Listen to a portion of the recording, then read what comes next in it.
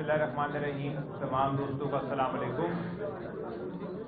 ये एक तारीखी मौका है जिसपे जो लेफ्ट की तंजीमें हैं, लेबर यूनियंस हैं, स्टूडेंट यूनियंस हैं, किसान तंजीमें हैं, उन्होंने मशावरत करके, मीटिंग्स करके, तमाम दोस्तों को इत्मीनान में लेकर इस बात का फैसला किया है कि हम हकूक़-ए-खल्क़ पार्टी और हमारी दीगर तंजीमें जिनमें ट्रेड यूनियंस भी शामिल हैं, किसान राब्ता कमेटी भी शामिल है, स्टूडेंट तंजीमें भी शामिल हैं, हम पाकिस्तान में जमहूरियत की बहाली,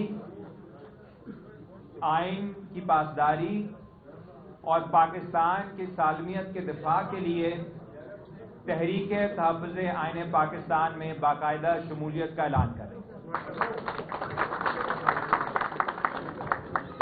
मुख्तसर मैं आपके सामने ये बात रखना चाहूँगा कि एक तो जो इस वक्त दुनिया के हालात है, आलमी हालात हैं, जो वेनेज़ुएला में हुआ है, जो इस वक्त ईरान में हो रहा है, हमें नज़र आ रहा है कि साम्राज्य एक नई दुनिया तश्कील दे रहा है जिसमें मुल्कों की जो सालमियत है, सलामती है, उसे तबाह कर दिया जाएगा। ऐसे में माजी में भी हमने बहुत बड़ी गलती की।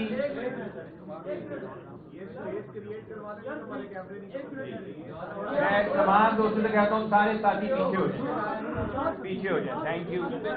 आप साथी भी थोड़े से पीछे हो जाए। Thank you, thank you.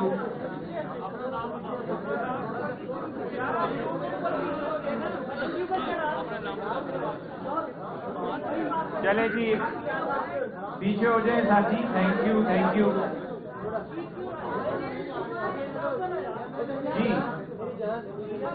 जी दोस्तों, साथियों, इस वक्त दुनिया के जो हालात हैं आपके सामने हैं और जिस तरह से माजी में हमने गलती की थी कि हम सीटों सेंटों में गए, उस वक्त जमहूरियत नहीं थी, चंद आमरों ने फैसला किया, इतना बड़ा फैसला लिया जिससे पाकिस्तान की तकदीर बदल गई, हम अमरीकी कैंप में चले गए। अफगान जिहाद के वक्त भी बगैर किसी बहस के हमें उस लड़ाई में कूदना पड़ा।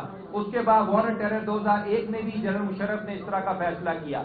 आज जब दुनिया बदल रही है और पाकिस्तान को बड़े बड़े फैसले करने हैं, गजा के हवाले से, लिबिया के हवाले से, सऊदी अरब के हवाले से, चीन के हवाले से, अफगानिस्तान के हवाले से, ईरान के हवाले से, ऐसे मौके पर ये नागुज़ीर हो चुका है कि पाकिस्तानी अवाम को इत्मीनान में लिया जाए। लेकिन हमारी बदकिस्मती ये है कि पार्लियामान को भी गैर फाल कर दिया गया है, जुडिशरी को तबाह कर दिया गया है, मीडिया पे कदगनें लग चुकी हैं। उस मौके पर, जिस मौके पर बहस होनी चाहिए हमारे फ्यूचर के लिए, हमारे मुस्तकबिल पे खुल के अवामी बहस होनी चाहिए, जो सारे स्टेक होल्डर्स हैं, जिनमें नुमाइंदगान हैं, मीडिया है, मुफक्रीन हैं, हमारे एकेडमिक्स हैं, उन सब को यहाँ पे उनकी या तो कुछ लोगों को धमकाया जा रहा है, सेंसरशिप की जा रही है और इस वक्त एक अजीब सी कब्रिस्तान जैसी खामोशी यहाँ पे कायम करने की कोशिश की जा रही है। लेकिन माजी की जो गलतियां हैं, अगर उनका हमने इदराक ना किया तो इस बार ये सीटों सेंटों से भी बड़ी हम गलती करने जा रहे हैं, अफगान जिहाद से भी बड़ी गलती करने जा रहे हैं। डोमेस्टिक इश्यूज पे आपके सामने है कि इस वक्त जो मईशत है उसके सारे आपके सामने आ गए हैं दादोशुमार। ना तो यहाँ पे जीडीपी हमारा ग्रो कर रहा है, ना ही यहाँ अनएम्प्लॉयमेंट की ये हालत है कि इस वक्त 40% लोग जो हैं वो गुर्बत की लकीर से नीचे जी रहे हैं। सैकड़ों नहीं लाखों पाकिस्तानी नौजवान मुल्क छोड़ने की कोशिश कर रहे हैं और चंद कंपनियां हैं जो जिनकी हैं वो आप उससे बेहतर जानते हैं, उनके बारे में ये आया है कि एक एक कंपनी जो है एक अरब डॉलर के मुनाफे कमा रही है और जो टोटल वो इकोनॉमी है जिसके ऊपर कोई बात नहीं कर सकता, वो 70 अरब डॉलर तक पहुंच चुकी है। ये पाकिस्तान के हालात है कि एक तरफ गुर्बत है और दूसरी तरफ इस तरह की अयाशियां हो रही हैं। साथियों, दोस्तों, आगे जाने के लिए हमारे लिए बहुत जरूरी है कि पाकिस्तान की, क्योंकि मुस्तकबिल का सवाल है, अवाम के मुस्तकबिल का सवाल है, जमहूरियत के मुस्तकबिल का सवाल है, हम माशी तौर पे आगे नहीं जा सकेंगे जब तक यहाँ पे बुनियादी फैसला नहीं होता कि हक हुक्मरानी किसका होगा। Who will be the sovereign of Pakistan? क्या एक इदारा ये हक रखता है कि वो सारे फैसले करेगा या फिर पाकिस्तानी अवाम के पास ये हक है कि वो अपनी नुमाइंदगी अपने नुमाइंदगान के जरिए अपने मुस्तकबिल का फैसला करें।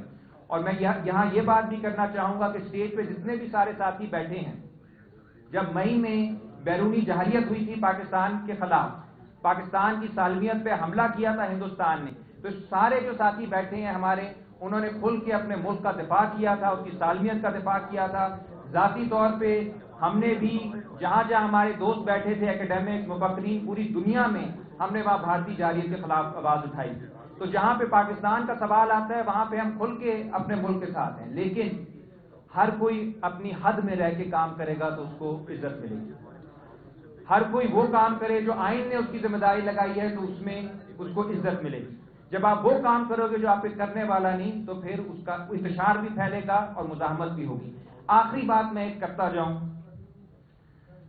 ملک کی معیشت، یہاں پہ سیکیورٹی، خارجہ پالیسی، یہ تینوں وہ چیزیں ہیں جو آپ کو عوام کو دینی پڑے گی. لیکن جس طرف یہ جا رہے ہیں، جو ان کے پلان ہے، وہ آپ نے دیکھا جب ہمارے چیف منسٹر صاحب آئے، سہیل آفریدی صاحب خیبر پختونخوا سے، ان کے ساتھ کیا کیا گیا. ابھی انہیں شرمندہ ہونا چاہیے کہ سندھ گورنمنٹ نے ان کا استقبال کیا. لیکن نہ صرف سہیل آفریدی صاحب کو تنگ کیا گیا، بلکہ جو ہمارے لیڈران ہیں، یہ مشران ہیں جو اس وقت اسٹیج پہ بیٹھے ہوئے ہیں، یہ وہ لوگ ہیں جو پی ڈی ایم کے بھی لیڈر تھے، یہ وہ لوگ ہیں جو اے پی ڈی ایم کے بھی لیڈر تھے، یہ وہ لوگ ہیں جب آج کی حکمرانوں کو جب مارے پڑ رہی تھی تو ان کے پیچھے چھپتے تھے. کل کو بھی کوئی مسئلہ ہوگا ان کے ساتھ تو انہی سے رجوع کریں گے. ان کی گاڑیوں کے شیشے توڑے گئے، ان کو دھمکایا گیا، لوگوں کو اٹھایا گیا. تو یہ میں پیغام دینا چاہتا ہوں حقوق خلق پارٹی کی طرف سے، تحریک تحفظ آئین پاکستان کے تمام لوگوں کی طرف سے، لیڈران کی طرف سے، کہ یہ جو پنجاب کو مریم نواز صاحبہ جس طرف لے کے جا رہی ہیں وہ یاد رکھیں کہ پنجاب جو ہے یہ بابا فرید کا پنجاب ہے، یہ بلے شاہ کا پنجاب ہے، یہ بھگت سنگھ کا پنجاب ہے، یہ فیض احمد فیض کا، حبیب جالب کا، آصفہ جہانگیر کا پنجاب ہے. اس پنجاب کو ہم آپ کو جنرل ڈائر کا پنجاب نہیں بننے دیں گے. یہاں پہ مزاحمت ہوگی، یہاں پہ مزاحمت ہوگی. اور 8 فروری کے لیے آج سے ہی ہمارے قائدین نے جو ہمیں ٹاسک دیا ہے، لاہور سمیت پنجاب بھر کے اندر یہاں پہ ہم لوگوں کو منظم کرنا شروع کریں گے، جس میں ٹریڈ یونینز کو، جس میں کسانوں کو، جس میں طلباء کو، اور پوری دنیا دیکھے گی کہ پنجاب کس طرح سے 8 فروری کو مزاحمت کا ایک استعارہ بنتا ہے. بہت بہت شکریہ. کوکر صاحب ذرا پلیز آپ. بسم اللہ الرحمن الرحیم.